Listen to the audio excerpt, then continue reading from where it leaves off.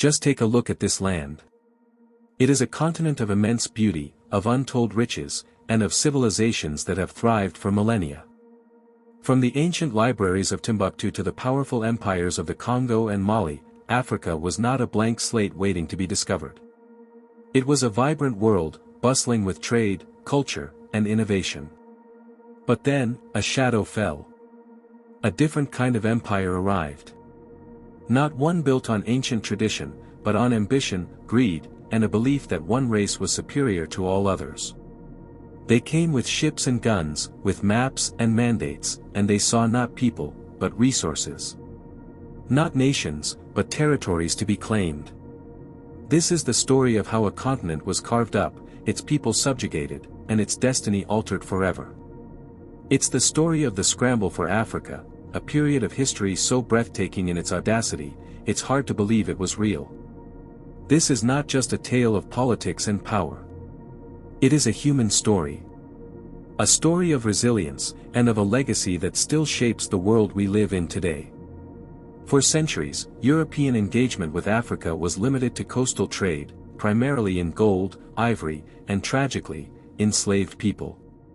The interior of the continent was a mystery, a place of myth and rumor. But by the 19th century, everything changed. The Industrial Revolution back in Europe was a hungry machine, devouring resources at an insatiable pace. Factories needed raw materials, rubber, cotton, tin, and new markets to sell their finished goods. And so, the explorers came. Men like Henry Morton Stanley, sponsored by King Leopold II of Belgium, ventured deep into the heart of Africa, mapping rivers, and claiming land in the name of their monarchs. They were hailed as heroes, but their expeditions were the first sharp edges of a coming conquest. They were not just adventurers, they were scouts for an invasion. King Leopold's private claim to the Congo Free State was a brutal preview of what was to come. He presented his venture as a humanitarian mission to bring civilization to the dark continent. But in reality, his rule was an economic horror show. In his quest for rubber, he unleashed unimaginable terror on the Congolese people. Torture, mutilation, and mass murder were used to enforce production quotas. It's estimated that millions of lives were lost under his regime. His actions revealed the dark heart of colonialism. It wasn't about civilizing, but about extracting wealth at any human cost. The sheer speed of European expansion soon caused a problem. Empires were bumping into one another, creating diplomatic tensions that could ignite a war. To prevent this, a solution was proposed, a meeting to formalize the rules of the game. In 1884, at a lavish house in Berlin, Germany, 14 European nations gathered. There were no African leaders present. No one from the thousands of kingdoms, tribes, and nations that called the continent home. They simply weren't invited. This wasn't a negotiation, it was a division. The men in that room sat over a map of Africa and drew lines with pencils, as if cutting a cake.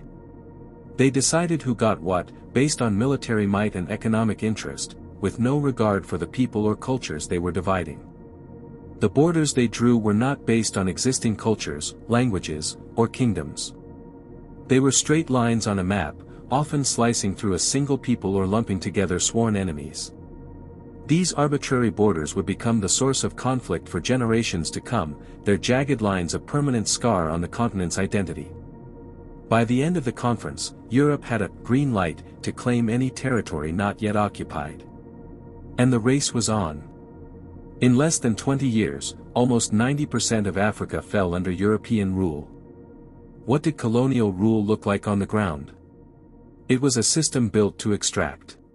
New roads, railways, and ports were not built to connect African communities, but to funnel raw materials from the interior to the coast, and onto European ships. African economies were completely restructured.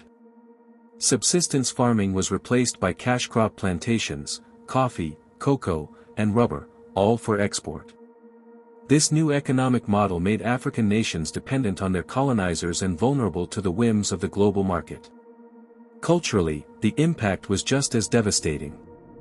European powers imposed their languages, religions, and educational systems. Local traditions were dismissed as primitive. Ancient legal systems were replaced with European law. This was an attempt to not just control a people, but to erase their very identity. African people were forced to adopt a way of life that was alien to them, their own heritage branded as inferior. And yet, in the face of this oppression, the spirit of resistance never died. The narrative of colonization often focuses on European power, but that is only half the story. From the very beginning, Africa fought back. In the mountains of Ethiopia, Emperor Menelik II prepared his army.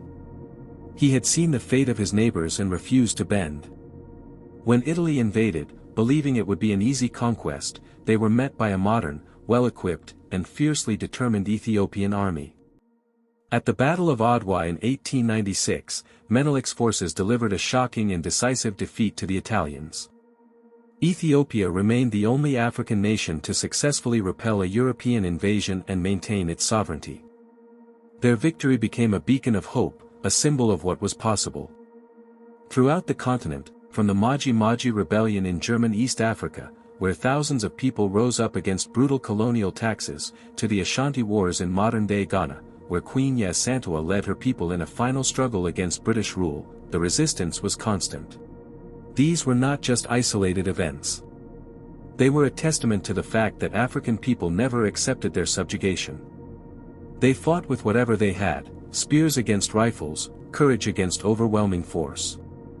Their struggles laid the groundwork for the independence movements that would sweep the continent in the mid-20th century. By the mid-20th century, the world had changed. The horrors of World War II had weakened Europe, and the global tide of nationalism and self-determination was too powerful to stop. One by one, African nations began to break free from the chains of colonial rule. This was a moment of immense celebration, a new dawn for a continent long held in darkness. But the legacy of those penciled lines on a map from a century ago would not disappear. The arbitrary borders, the dismantled economies, and the political systems imposed from the outside created immense challenges for these new nations. The old conflicts, now locked within national borders, often erupted into civil wars. Economic dependence on former colonial powers lingered, a new form of control known as neocolonialism. The deep-seated wounds of colonialism, the trauma, the loss of identity, the economic disparity, are still being reckoned with today. The story of African colonization is not just a chapter in a history book. It is a living, breathing force that continues to shape our world. It's in the languages spoken, the borders fought over, and the economic challenges still faced. But it is also a story of extraordinary resilience. Of cultures that refuse to be erased. Of people who never stopped fighting for their freedom. Today, Africa is a continent of over 50 nations, a dynamic and diverse tapestry of innovation, art, and unstoppable growth. The past is a shadow that can never be fully escaped, but it does not define the future. The history of the scramble for Africa is a difficult truth to confront.